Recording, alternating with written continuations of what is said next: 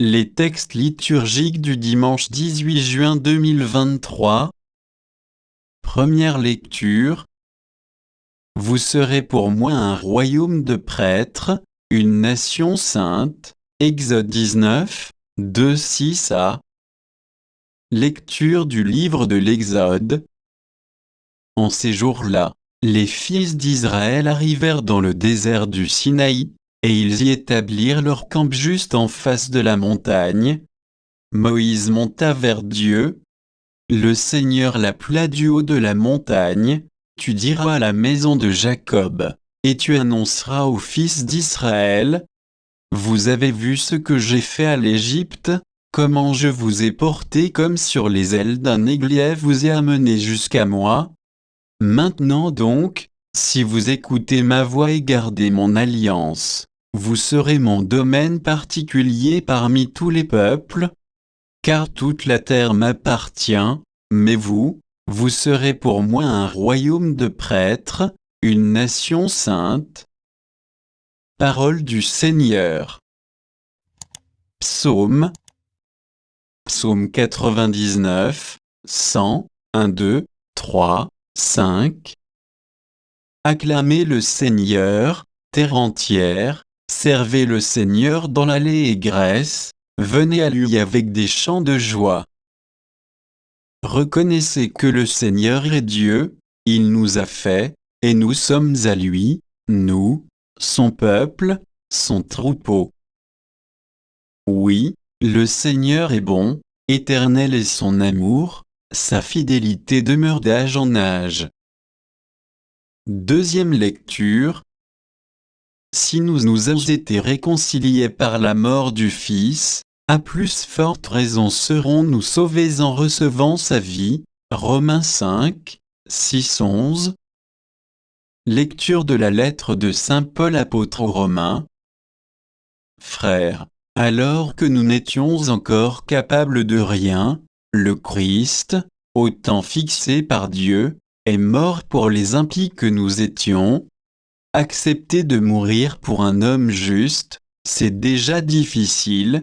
Peut-être quelqu'un s'exposerait, il à mourir pour un homme de bien.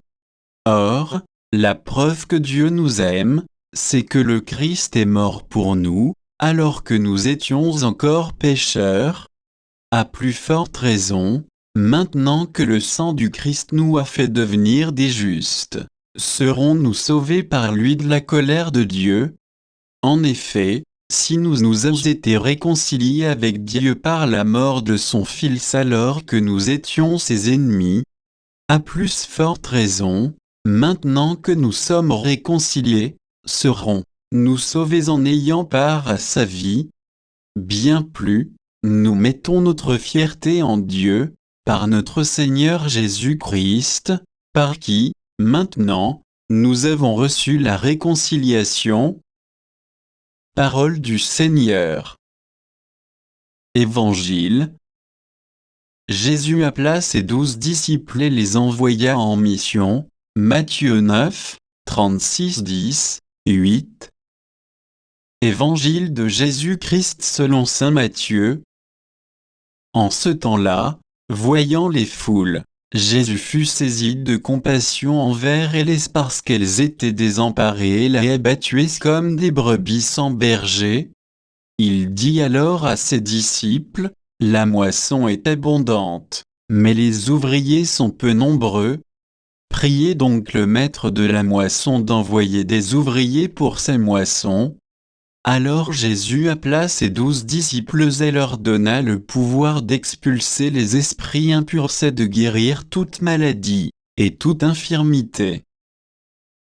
Voici les noms des 12 apôtres. Le premier, Simon, nommé Pierre, André son frère, Jacques, fils de Zébédée, et Jean son frère, Philippe et Barthélemy, Thomas et Matthieu le publicain, Jacques, fils d'Alphée, et Thaddée, Simon le zéloté à Judas l'Iscariote, celui-là même qui le livra. Ces 12, Jésus les envoya en mission avec les instructions suivantes. Ne prenez pas le chemin qui mène vers les nations païennes et n'entrez dans aucune ville des Samaritains. Allez plutôt vers les brebis perdues de la maison d'Israël sur votre route. Proclamez que le royaume des cieux est tout proche. Guérissez les malades, ressuscitez les morts, purifiez les lépreux, expulsez les démons. Vous avez reçu gratuitement, donnez gratuitement. Acclamons la parole de Dieu.